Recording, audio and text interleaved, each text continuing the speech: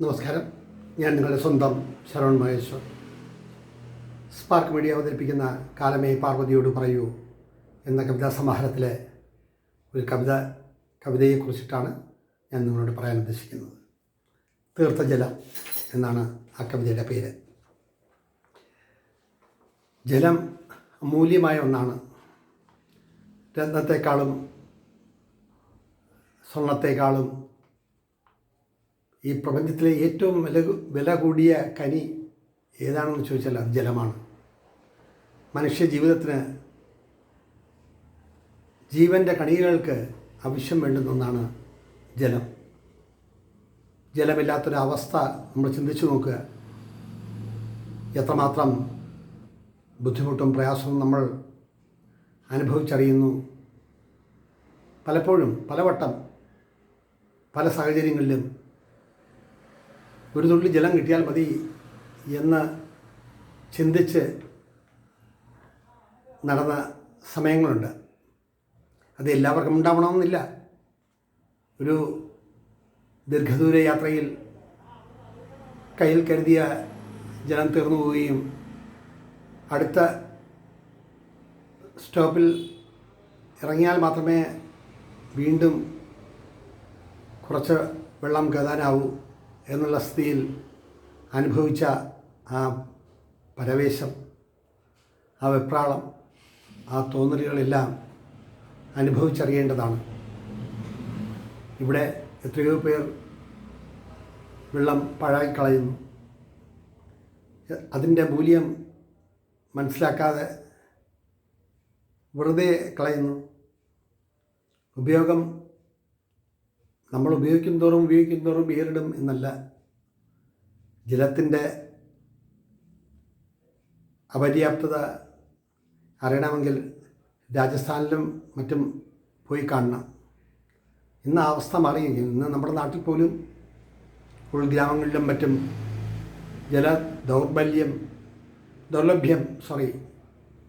ദൗർലഭ്യം വല്ലാതെ മനുഷ്യ ജീവിതത്തിനെ ബാധിക്കുന്നുണ്ട് എന്ന തിരിച്ചറിവ് ഓരോരുത്തരിലും ഉണ്ടാവണം എന്നാണ് എനിക്ക് പറയാനുള്ളത്.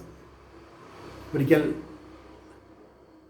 കുടജാദ്രിയിൽ പോയി മടങ്ങും വഴി കയ്യിൽ കരുതിയ ദാഹജലം മുഴുവനായി തീർന്നു. 14 കിലോമീറ്ററോളം വനത്തിനുള്ളിലൂടെ നടന്നു വരുന്ന അവസരത്തിൽ ശരീരക്ഷീണവും ഭയവും കാടിൻ്റെ ആവാസ രീതികളുമെല്ലാം നമ്മെ വല്ലാതെ മാനസികമായി പ്രശ്നങ്ങളുണ്ടാക്കും. അത്തരം ഒരവസരത്തിൽ കുറച്ച് വെള്ളം കിട്ടാനായി കിലോമീറ്ററോളം നടക്കേണ്ടി വന്ന സ്ഥിതി സംജാതമായിട്ടുണ്ട്. അതുപോലെ തന്നെ ഊഷരഭൂമിയിൽ ഖത്തറിൽ ജോലി ചെയ്യുന്ന അവസരത്തിൽ ദുഃഖാൻ എന്ന സ്ഥലത്തേക്ക് പോകുമ്പോഴും ഇതേപോലൊരു അവസ്ഥയുണ്ടായി. അങ്ങനെ ഒരുപാട് തവണ ജലത്തിൻ്റെ അപര്യാപ്തത, ജലത്തിൻ്റെ ദൗർലഭ്യം എല്ലാം അനുഭവിച്ചറിയാൻ കഴിഞ്ഞിട്ടുണ്ട്. ഒരിക്കലും ഒരു തുള്ളി ജലവും പാഴായി പോകരുത് എന്നതാണ് എനിക്ക് പറയാനുള്ളത്. അത് ഉൾക്കൊള്ളുമെന്ന പ്രത്യാശയിലുമാണ്. അങ്ങനെ അതിൽ നിന്നും ഉടലെടുത്തൊരു കവിതയാണ് തീർത്ഥജലം. അതിലെ ഏതാനും വരികൾ ഞാൻ നിങ്ങളുടെ മുന്നിൽ അവതരിപ്പിക്കാം. ഓരോ തുള്ളി ജലത്തിലും ഔഷധത്തിൻ്റെ കണിക അലിഞ്ഞു ചേർന്നു.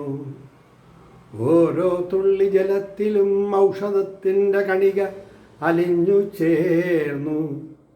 ജീവൻ നിലനിർത്താൻ ആവശ്യമീ ജലബിന്ദുക്കൾ. ജീവൻ നിലനിർത്താൻ ആവശ്യമീ ജലബിന്ദുക്കൾ. ഒഴിച്ചുകൂടാൻ വയ്യാത്ത ജലമില്ലെങ്കിൽ മനുഷ്യരുടെ ഓട്ടം നിലച്ചീ ഭൂമിയിൽ ജീവിതം ദുസ്സഹമായേനെ. നിലച്ചീ ഭൂമിയിൽ ജീവിതം ദുസ്സഹമായേനെ.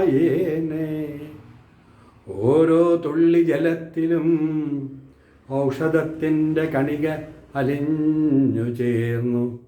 ജീവൻ നിലനിർത്താൻ ആവശ്യമീ ജലബിന്ദുക്കൾ.